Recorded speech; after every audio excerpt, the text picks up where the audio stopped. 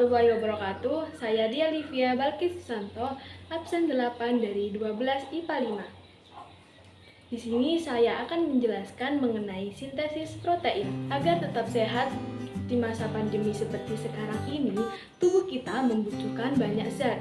Salah satunya adalah protein. Protein harus dibuat di dalam tubuh kita sendiri.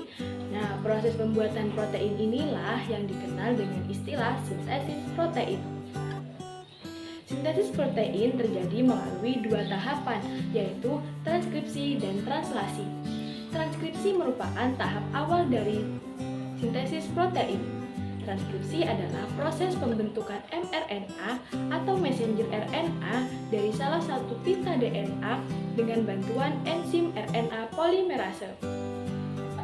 Transkripsi terjadi di dalam nukleus. Ada 3 tahapan yang terjadi di dalam transkripsi, yaitu inisiasi, elongasi, dan terminasi. Pada saat proses transkripsi terjadi, DNA yang berada di dalam nukleus akan dihampiri oleh RNA polimerase. Inisiasi terjadi saat RNA polimerase melekat pada daerah promotor gen. Nah, saat itulah RNA polimerase akan mulai membentuk mRNA melalui cetakan DNA template. Poin yang harus diingat pada saat transkripsi adalah adenin pada DNA akan berpasangan dengan urasil pada mRNA. Timin pada DNA akan berpasangan dengan adenin pada mRNA. Guanin pada DNA akan berpasangan dengan sitosin pada mRNA. Dan sitosin pada DNA akan berpasangan dengan guanin pada mRNA. Kemudian RNA polimerase akan mengarahkan pembacaan dari arah 5 ke arah 3.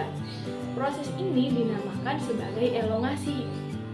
Transkripsi berakhir pada saat RNA polimerase sampai pada daerah terminator. mRNA yang telah terbentuk mengandung urutan 3 jenis basa nitrogen atau yang dikenal sebagai kodon.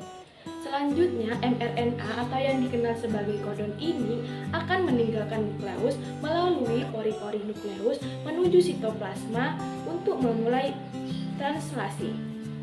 Setelah menyelesaikan tahap transkripsi, mRNA yang terkandung di dalam nukleus akan berpindah tempat ke sitoplasma yang merupakan tempat ditemukannya ribosom. Hal ini dilakukan untuk memulai tahap translasi.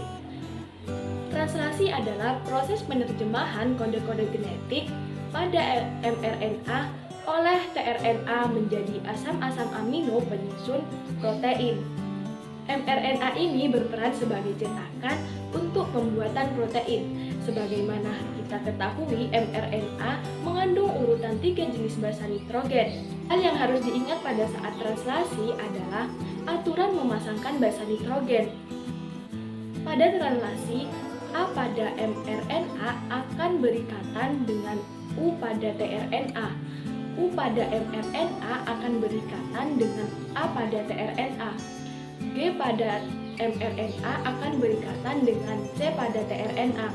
Dan C pada mRNA akan berikatan dengan G pada tRNA. Sama halnya dengan transkripsi, translasi juga memiliki 3 tahapan, yaitu inisiasi, elongasi, dan terminasi. Inisiasi terjadi pada saat ribosom subunit kecil terikat pada mRNA. Ribosom subunit kecil ini akan bergerak dari arah 5 ke arah 3. Ketika menemukan kodon AUG, tRNA yang membawa asam amino metionin dan antikodon UAC akan melekat pada mRNA. Kemudian setelah tRNA terikat pada mRNA, ribosom subunit besar akan datang dan terikat juga bersama ribosom subunit kecil untuk melengkapi proses inisiasi. Ribosom subunit besar memiliki 3 daerah, yaitu daerah A, daerah P, dan daerah E. Saat terjadi proses elongasi, asam amino yang lain akan dibawa pada rantai mRNA oleh RNA transfer dengan membawa antikodon.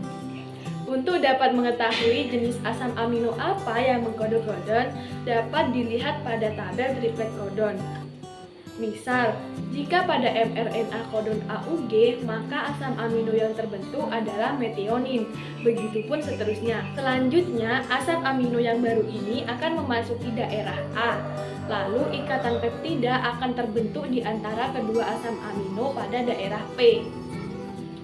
Saat itu ribosom akan berpindah ke triplet lain yang ada di mRNA, sehingga tRNA yang telah melepaskan asam aminonya akan berada di daerah E dan bersiap untuk keluar.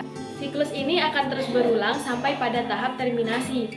Tahap terminasi terjadi ketika salah satu dari 3 stop kodon berada pada daerah A. Kodon ini dikenali oleh protein sebagai release factor. Saat rilis faktor memasuki daerah A, secara otomatis polipeptida akan keluar dari ribosom.